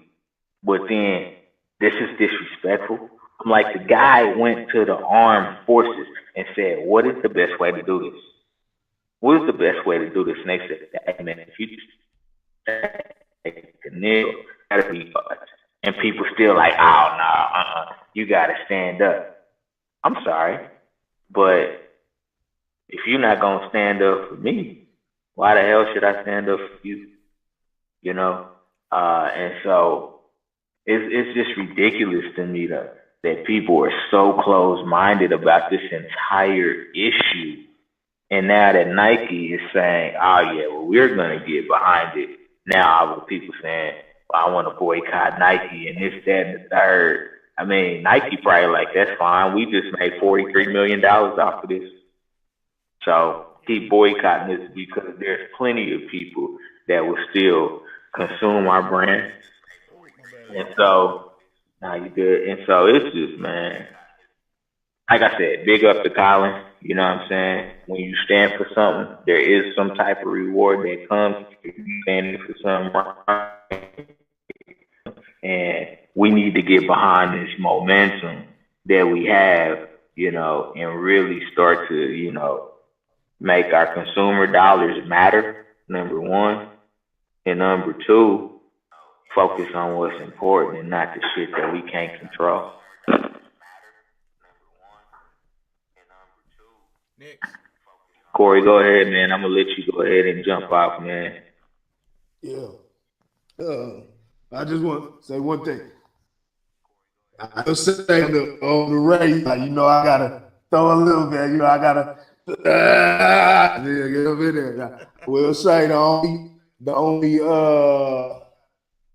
only race that no other race in history has a history like the one that is named, it falls under the government construct called the white race. You know what I'm saying? This is the whole black and white, the code, those are code names, So it's a whole bunch of different people can fall under that. That's why I say it don't matter where you're from, Jamaica, Haiti, Africa, Ethiopia, wherever the fuck you from, Russia.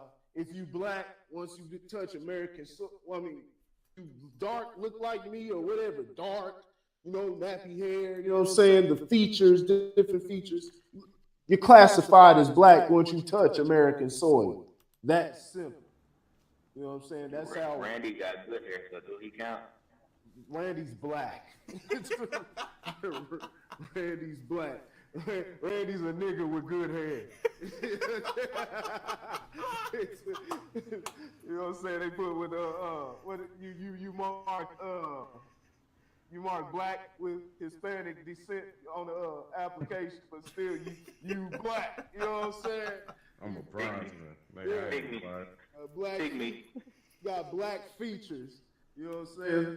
So yeah, that's how it works. That's how it works with white and black. You know what I'm saying? And you have a lot of Asians and Latinos that classify themselves as not Latino, because anybody can be Latino, but of the browner race, the browner race, they classify as white. They can mark it in, different what's the name of that shit? The census, or even on their application, they can classify themselves as white. And a lot of them do that. And I thought it was a game until I saw that a couple times firsthand. You know what I'm saying? So now I'll say real quick, but back to Cap. You know what I'm saying? I can't let you white folks off the hook. y'all done made a mess on this planet. You know what I'm saying? Y'all got history. I'm not saying it's you know what I'm saying? But the people that look like you know what I'm saying, got a bad history on this planet. And that can't be denied. But with Kaepernick and what you see, I mean, and not all white people are doing this, but you're seeing a large amount. You know what I'm saying? Usually when you see the person that are showing disdain for things like this, it's usually a white person saying, I'm not supporting Nike anymore. I'm not watching an NFL. I'm not watching an NFL game. I'm a taxpayer. You know, shit like that. It's like, I got a motherfucking character. But you know what I'm saying? I got that motherfucking shake. Real talk though. You know, it's that's what they usually looks like. That's what it usually looks like when it's doing that. So that says something. Like I said, it's not everybody, but we got to deal with percentages. And you know what I'm saying? And perception is everything. And when you're looking around, you know what I'm saying, and that's what you're seeing, it's like, you know, it's crazy, man. And it's crazy how people, like we were talking about earlier, it's terrifying. You know, I ain't scared of shit, but I'm just talking about the thought of it is just terrifying how people just aren't willing to really budge, you know, really sway their opinion. You know, it's really a rare few that actually really, if they, you know, talking about at a good point to where they're still having cognitive function in life and not damn near on their deathbed, you know what I'm saying, with a colostomy, you know, when they old and now they want to start, you know, speaking up on shit, you know what I'm saying, or want to get godly all of a sudden because they on their way out of here. But I'm talking about people early, you know, in their 30s and shit like that, you know, getting people to really change their position on different things. It's a rare few that really do. So it's just, it's terrifying thought just how people can't change. Colin Kaepernick made his fight, you know what I'm saying, what he was fighting for. I mean, he made it clear. I mean, it's, you know, what more do you say? You know, if, you know, we say we're all in this together in unity and everything. So what's the fucking problem? Because if it was a bunch of white people getting shot down, if it was, you know, for the shooting in you know, in different places, and somebody said they were going to kneel until the shooting stopped, I'm pretty sure there wouldn't be any outrage. I'm pretty positive, but you know, we won't get into it hasn't happened yet that I can think of. But it's crazy, man. This is a win. This is a win for Cap. Like I said, as far as, you know, black culture, I think it's in a good direction for the black culture too, because a lot of us are ingrained. A lot of our millionaires and you know, a lot of them are in the athletics, you know, doing that, you know, with the endorsements and, you know, football, basketball. So it's good that you know, Nike endorsed his message, because I mean, Colin Kaepernick hasn't played in years, you know, and he hasn't, even before that, he wasn't really relevant anymore. He was, you know, he had some good stats that final year, but they still, I think, only won one game that year, you know, and he was, you know, falling off before that. So it's really not a lot for them. I mean, he was top 50 in jersey sales, but like I said, it's still not a lot to really, you know, he's not a star in the game. It's not really a lot to gain. And then the message that because they didn't even, it wasn't even they could have endorsed him and then had him, you know, say some shit about sports, you know, is it in you? Or nah, that's Gatorade, but you know, just I go out there and play 60 minutes and say some shit about sports. But no, message was stand stand for what you believe in, even if it's, something, if you got to take a sacrifice, and the fact that, they still supported them within that, a lot of people talk about, oh, it's just white people, doing this or trying to, who knows what Phil Knight feels about black people or whatever. But man, y'all got to learn the term, like goes on the term, quid pro quo, something, something for something. You scratch my back, I scratch yours. Black people been supporting Nike for so long. Buying it up. Niggas love Nikes. And Nikes is a nice shoe. Nikes is nice. So niggas love some Nikes and shit. And we've been supporting it for a long time. Just little things like that. That's progress. That's progress, because that's a big statement to be made. Sacrificing something. There's no way you can flip that. There's no way you can flip that statement or, downplay it. That's a big statement to be made. And to have that, you as a sports brand, have that plastered as, that's the basis of your ad right there. That's support right there. That's showing support on a big scale. You're a multi-million dollar company, one of the biggest, one of the biggest in the world. So no, that's definitely a step in the right direction for just American culture in general. For American culture in general, no matter what race you are, and and black people too, especially in athletics. But it's a win for Colin Kaepernick. It's like I said before, we talked about before about, you may have to do something, live a little bit less comfortable, to get change to happen. Like, as far as like, if you wanted to start our own, basketball league and things like that. You're not going to be getting paid like the NBA. You're not going to be getting that pay.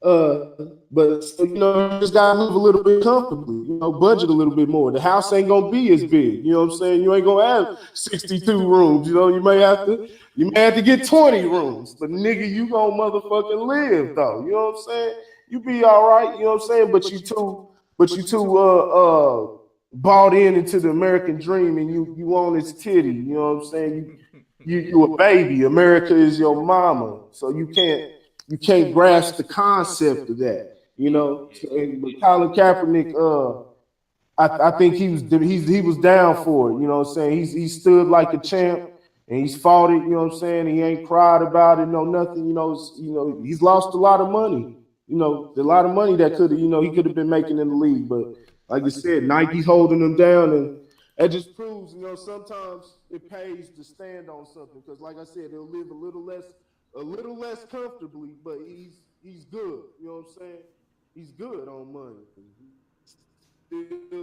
But he can sleep at night and know that he's, and walk around with his head up, knowing that he didn't sell out. He stood on, what he believed in. So I'm happy for the brother. This is big, and black people need to realize that, things like this are big. Even if how much it relates to your life or anything, things like this, different imagery like this, that's huge for American culture, for the kids that the different cultures of children that your black child will interact with. Even if it affects one person, it affected somebody. I always remember that. No. All right, Ryan, you up next. I think it's a good look for him. I'm proud of him. Glad things turning around for him. I just hope he stay away from him. His money. That's really all I got to say about that, man. Why y'all disappear, bro? I don't mean no offense. I don't mean no offense, but stay away from the runway with it, man. I didn't disappear. I fell off the chair, man. I'm sorry. I'm tired, man. I'm tired, but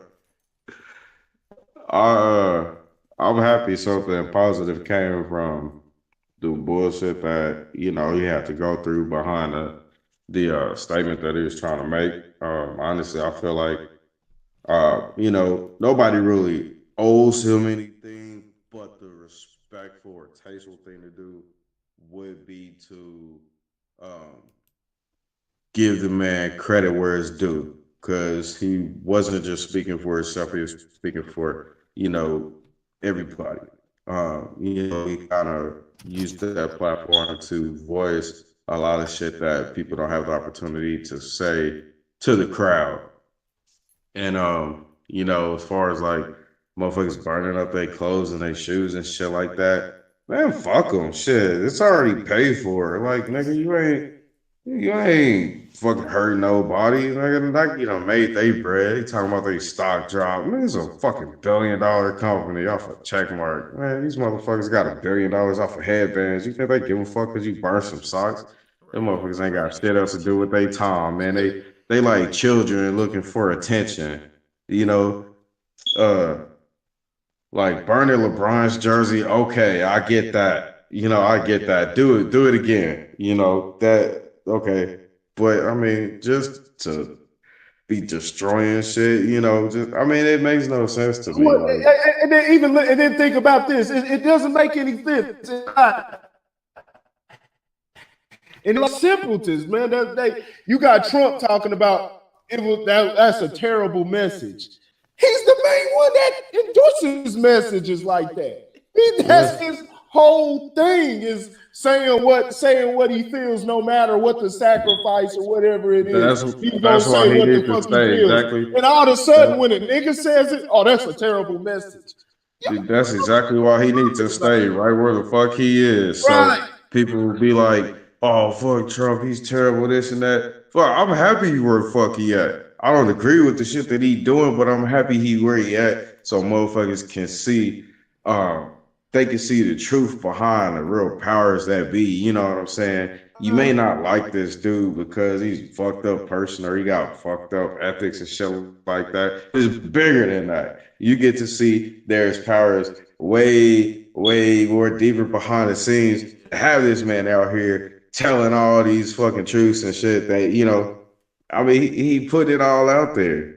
And, it just shows the ignorance in a lot of people. But my biggest thing is, the most important thing that it shows is how fucked up shit is. And it don't really matter what you do. Shit gonna stay that way. It shows you just how little of an impact you have. Like, if them motherfuckers want a donkey of the day sitting in front of the TV, that's what they gonna do. They gonna put a donkey of the day in front of there, and it ain't shit you could do but eat the shit and call it caviar. You ain't gotta like it. They don't give a fuck if you like it or not. You know what I'm saying? This is how it is. And what the fuck you gonna do about it? And it really ain't got shit to do with Kaepernick, but yeah, man. I hope he continue to get that paper, man. I hope he continues to have more outlets to express his views on that, because there are a lot of people that agree with the message behind that, and all these homeless motherfuckers in the street, before you start burning shit up. Just think about once you donate your shit, you don't want it no more. You don't want to support the brand of Wooty Wow. Go give it to these motherfuckers asking for sandwiches and shit on fucking corners and shit. Right. Keep them motherfuckers warm. You know what I'm saying? And it's just the whole logic behind this thing, man. We talk about shit that sounds, we talk about different imagery and, different rituals that demonic and shit like that. This is if you want to call something demonic, this is demonic. The way you motherfuckers respond. No, the people my brother. Demonic is fucking condom head, nigga. That's demonic. Whoever came up with giving head with a condom ball is the fucking devil. That shit is trash. He's retarded. He was going so good. Hey, mute this nigga. I had to throw it out there. Mute this nigga. Bro. I'm being serious, nigga. Mute this nigga.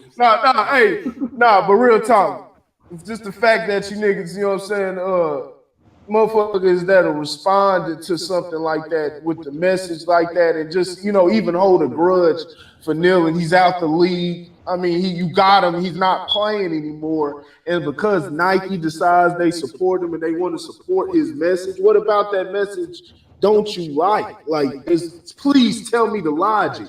Y'all are so fucking blind. Y'all are demonic. That is demonic fucking behavior. And I don't fuck with it at all. And it's a red flag. It's a strong red flag about that person, that you are so low life that something like this would irritate your life, that make you want to do some shit, like even speak out against it. What about that message was fucking wrong? You know, it's crazy. That just shows your fucking hatred. And it's you shit like that consistently toward a black man. Consistently. You ain't gonna mix nothing up, you know. It's consistently, it always gets strayed like that. It always gets mixed up, and you know, and it's always this outrage when a black man expresses himself in those different ways. Like, man, y'all gotta cut that bullshit out, man. That's just demonic. You know what I'm saying? And I ain't fucking with you motherfuckers at all. I ain't laughing with you. I hear you talking like that around me. I don't care how nice, sweet you are, whatever. Talking about I don't like what Kaepernick. Stay the fuck away from me. You know what I'm saying? You on something else. You on a real low level. There's no conversation to be had with a person like that. I mean, you know, you say your little piece, you say it once, but once you start hearing rebuttals, like, motherfucker, this ain't a debate. I'm standing on what I say. And this is what it is. It ain't no fucking debate. I'm not about to debate your side or see you have another side to it. Like, nah, motherfucker. That's some demonic, real low life shit, man. So nah, they just fuck out of here, man. So I mean, the only thing I gotta say is this is not the first time that Nike has actually done something like that. They've done something with Charles Barkley a long time ago. I think it was a decade ago or something like that. I'm not a role model. Yeah, I'm not a role model. They did that. So, I mean, I'm not surprised. And what really is going to piss people off is when they really find out that Puma, Adidas, and then I think it was another big shoe company were actually in the process of trying to sign Colin Kaepernick. So, once people hear that, I want to know what's the outrage going to be after, since everybody's going to New Balances. They're going to be rocking them Jesus sandals. Gonna be 3 feet of snow. They gonna be in them Yeezys. People gonna keep getting their Nikes. Nike ain't about to take no loss. You know, they just gonna burn that. People gonna burn their shit. There's a whole nother generation, black, white, Asian, Arabic, what I said Asian already, man. Everything, Hawaiian, whatever the fuck you are. They all buy Nikes, you know what I'm saying? They all got, you know, a culture. You know, some people be like, I want to save my money, but there's always a culture, and especially the culture that's influenced by hip hop that's, you know, across, you know, everywhere, all across the world. Rock Nikes. Nike always gonna be in style. Nike's always gonna be in style. Okay, all right. Just for the simple fact they. I'm saying quid pro quo. Remember that. All right, so I wanted to say one more thing. Go ahead. NFL, shame on you. Shame on you. Gonna come out with a statement saying, Colin Kaepernick in his fight, it needs to be put in a squash it. After you tried to squash it, you gonna come back and try to praise him. Shame on you, NFL. Hey, you go over here without. Let them come out and sit out there and eat crow. You know what I'm saying? Let them look stupid out there. They deserve it. Hey, now you got no choice but to endorse it. This is how the shit works. When you know what I'm saying, you can't be doing negative. You can't. Just let this be a lesson to people. You know what I'm saying? And there's a lot more deeper things in life. You know what I'm saying? It's just doing the right thing. You know what I'm saying? No matter how many people are going against you and shit like that. You know what I'm saying? When you do the right thing, making the right moves, and it's done. You know what I'm saying? You really tapping into yourself. We say the power of God. You know what I'm saying? There's something else out there, but really tapping into yourself. You come together with other people like that, man. Y'all can take on an army. You know what I'm saying? Y'all can take on an army, man. But yeah, man. This, like I said, this is just a small step, but it's a good step because, like you said, it is exposing people. Like you said, NFL did all this shit this whole time. Now they have no choice but to, because they see how it's affecting. You see, it's just not all about people shit like that. Like, you really look bad, and you see how you look bad. Because it's white people too letting you know how stupid you look, and that's when it really hits them. They like, damn, our own people. Agree with me?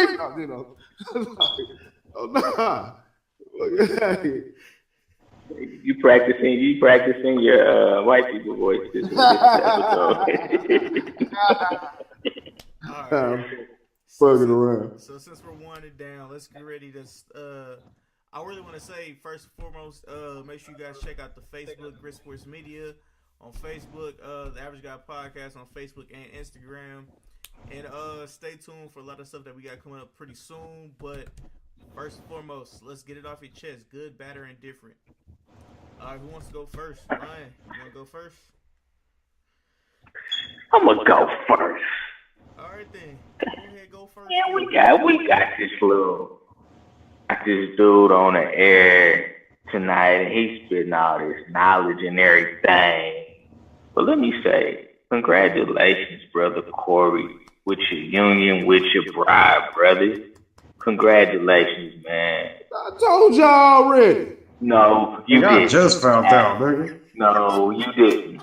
I couldn't believe that shit. I was like, what Ryan the was on that episode because Ryan said, I was like, damn, I thought I told you. He was on that episode. Nigga, you was on that episode. I was like, I sat there. Y'all was. I said, because let y'all know, I got married about a couple weeks ago. nigga. See, I said it so matter of factly, it just went right over all y'all head.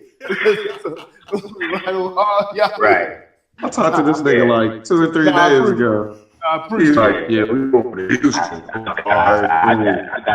got the Facebook wedding pictures, motherfucker. Yeah, motherfucker. Hold her hand to cut the cake. I saw you on there. That was a doctored picture. That was a bean pie. I was cutting a bean pie. They had that doctor. They put a little spice on there. That was, we told I ain't even know us. We married. They told us pose and look like y'all cutting the cake together. Like, I'm laughing like, this so cheesy still. That made it even more cheesy because they put the damn little filter with the flowers and all that. So I'm like, oh, come on. I hate Facebook. That's why y'all look on my Facebook, I just be silent. You know what I'm saying?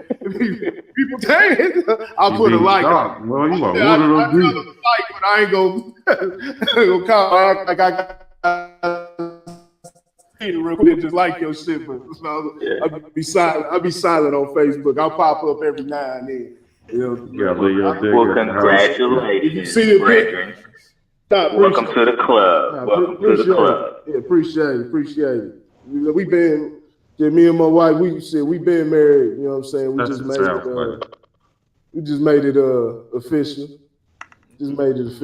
No, don't be talking down about marriage. Wait, you said it sound funny. Nigga, hold on. What sound funny? No, it just, not funny. It just sounds weird hearing that from you, man. That shit crazy. I believe it. How you think I felt when you said? Nigga, I was high, bro. The moment you told me, how do you think I felt? I said, nigga, what? I said it too. Shit, I was in the same boat, nigga. It's like I jumped out of my body and was like, I just smacked myself. How old? Because Ryan's about, y'all don't know, Ryan's about 2 years older. Wow. We was in the Ryan. We in the legendary unknown group called Federal Reserve. Ryan's the oldest. Ryan's the OG of the group. He about a Nigga retarded. Hey, he the AP9 of the group.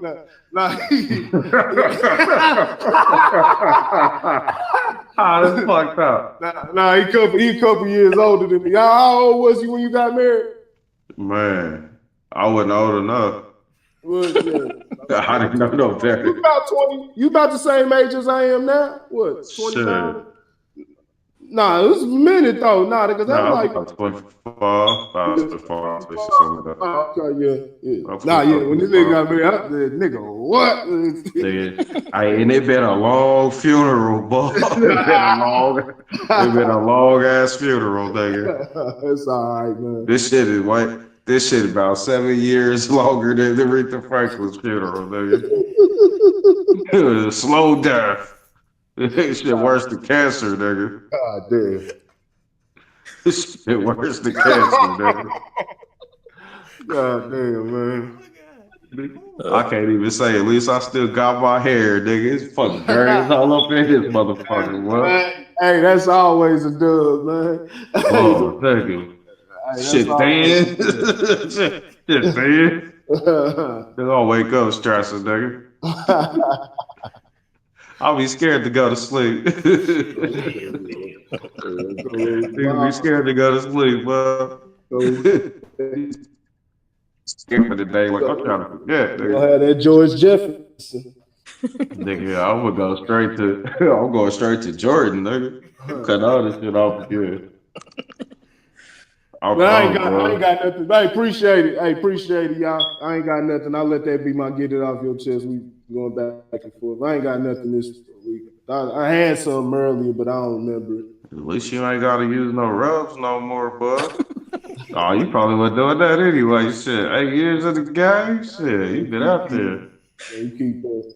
What kind of crazy shit she got you doing now? You still pissing sitting down? Oh, you lost your motherfucker, but hey, cut this. You know, damn, I ain't just no playing, boy. damn.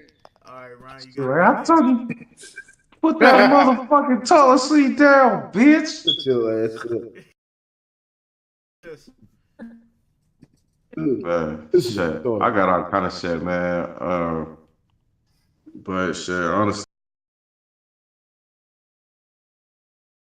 just, you know, whenever you in an uncomfortable situation and you feel like the walls and shit, you gotta remember. Always remember that a bullet is the quickest way out. It won't be long. But just focus on what you can control. You know, don't worry about bullshit that's out of your power, man. It's just gonna stress you out, man. It's gonna put you in a bad situation. You ain't gonna be able to focus. You know, your thinking is gonna be way off. Focus on what you can control and create your own peace. You have to create your own peace, man. For you, a real clean person, and you live in a house with a real nasty, trifling, stinking motherfucker who don't do shit, don't want to pick up after themselves, nothing like that. Don't waste your time cussing that motherfucker out every time he sin. If you want to go in the kitchen and you want to make you a bowl of cereal and it's a sink full of motherfucking dishes and you didn't put them motherfuckers there to save an argument, to save that extra bullshit, clean that motherfucker yourself. If you like going in the bathroom, you like that motherfucker being clean when you walk in and it ain't never clean when you walk in, clean that motherfucker yourself, man. Save the argument, man. It don't matter how much you fuss to play. It don't matter how valid your argument is. It don't matter about none of that shit, bro. Just do it yourself. Just outside out of mind. Mother, because I ain't got shit better to do. That's the climax of their day. Some motherfuckers will wake up and people will wake up and the first thing on their mind is how can I fuck your day? Don't let that motherfucker win, man. Fight the good fight. Don't let it win. Fight the good fight. Fight right. the good fight. And that was good advice from Ryan. Man, it's life lessons. For all the newlyweds. Life lessons, man. No matter what you do not let her make you piss and down. All right. I don't really have anything to get off my chest either, except for just to let everybody know that I will be moving again. So you will have an episode. No, you should have episodes coming, but you'll have more episodes coming at different times. I'm thinking about time schedules and stuff like that for different stuff. But like I said before, Facebook, The Average Guy Podcast, Facebook, Grit Sports Media, Instagram, The Average Guy Podcast. If you have any questions, hit us up on any one of these platforms. We will respond to you as soon as we can. You know what I'm saying? I won't say it's spontaneous because everybody got jobs, but we'll respond to you as soon as we can. If you want to be on an episode, let one of us know. I have a few interviews coming up. A couple. I'm not gonna say a few. A couple. I'm just trying to make sure I get everything locked down this week.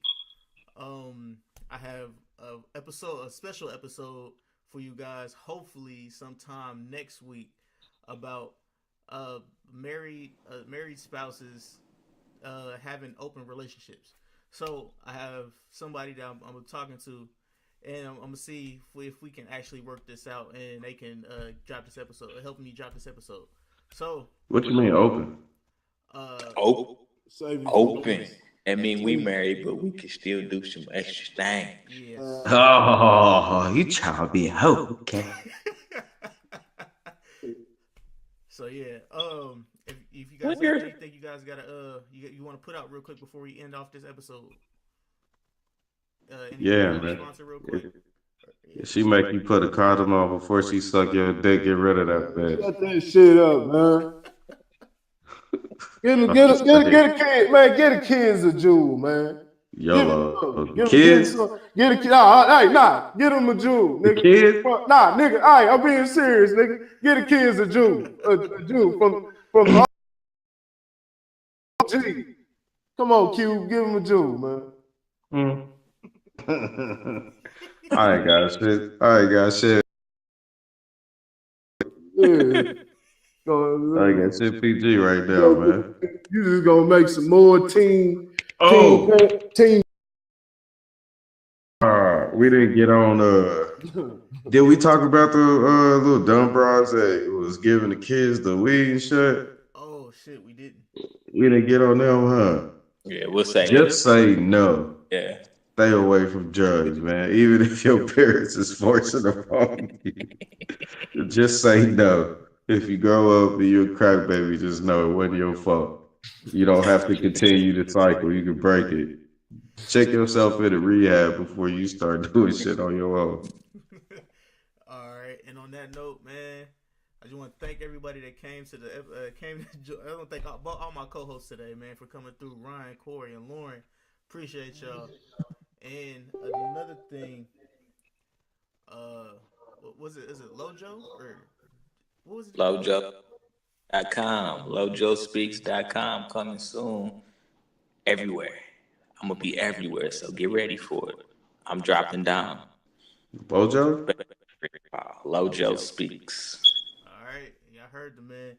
So, and on that note, this is your boy Randy Anderson with the Average Guy Podcast, man. I just want to thank everybody that's been paying attention and actually feeding us with the downloads and stuff like that. Just want to let everybody know I love y'all.